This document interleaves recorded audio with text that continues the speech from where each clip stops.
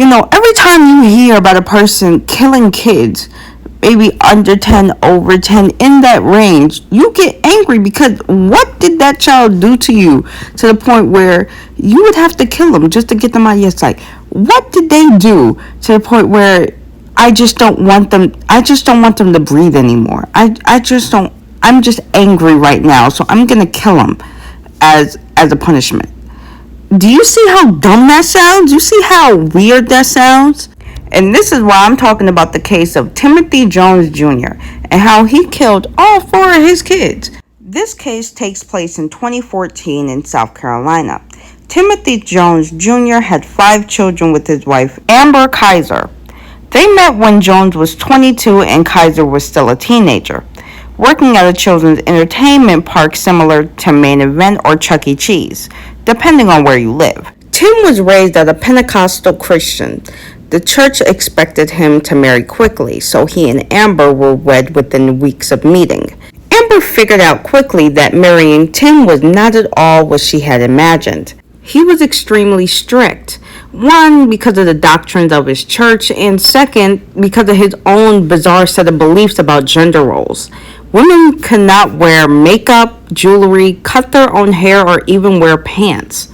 The old thought style of women belong at home to serve their husbands, cook meals, and have babies was Tim's mantra. This would have been about 2004. Now married for a few years, Tim graduated summa cum laude from Mississippi State University and landed a lucrative job with Intel, and they started a family.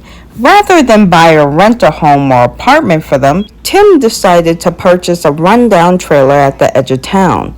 He wanted to homestead, or rather, since he was working at Intel, I think it's safe to say he wanted Amber to homestead. He also expected her to homeschool all the children, but as she had never obtained a high school degree, she felt that attempting to teach them herself would be failing them.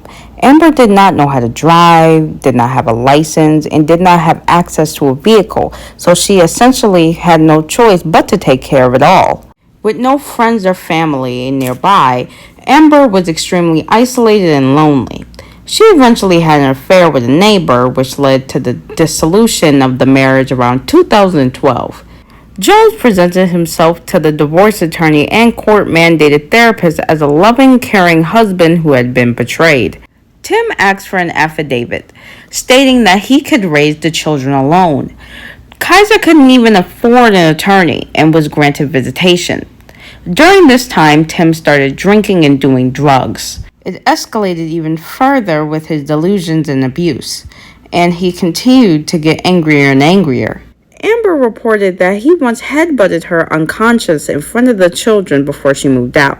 He was losing his grip on reality completely, but somehow remained astute enough to keep up his public image as a good man and father, according to a couple of babysitters that he had employed. Now, let's talk about the children. The children were, from oldest to youngest, Mira 8, Eli 7, Nathan 6, Gabriel 2, and Elaine 1. After their mother, Amber, was forced to move out, Tim blocked her from the kids in every way he could, including threatening to harm the children if she tried to see them. Typically, the trailer was very tidy and neat, but it started to become noticeably dirty with roaches moving in and clothes and trash scattered everywhere. Tim began to beat the kids more often as punishment and began to feed them less. What did they do so bad for them to starve? But let's just talk about the night of the murders.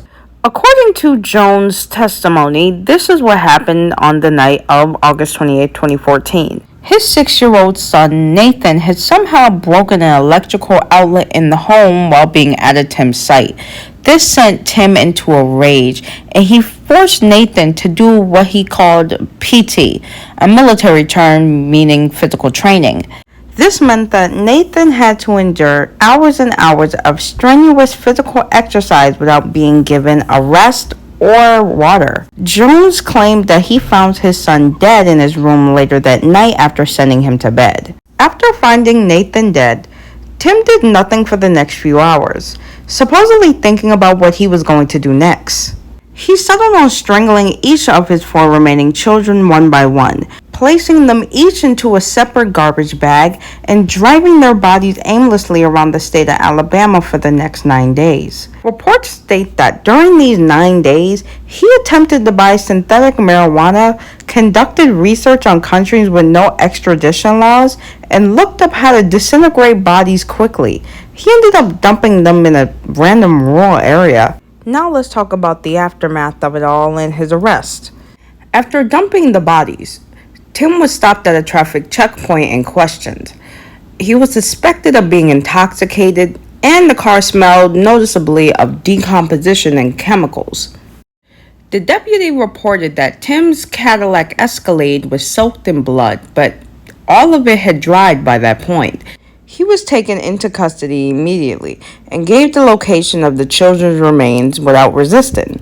During trial, Amber asked for mercy to be shown to Tim. She said, "He did not show my children any mercy by any means, but my children loved him. If I'm speaking on the behalf of my kids and not myself, that's what I have to say." Tim is now 39 years old. He lives on death row in Columbia, South Carolina's Kirkland Correctional Institution in a 6x14 cell for 23 hours a day. Though he has been sentenced to death, the state of South Carolina hasn't executed anyone in 10 years. He's pleaded not guilty by reason of insanity.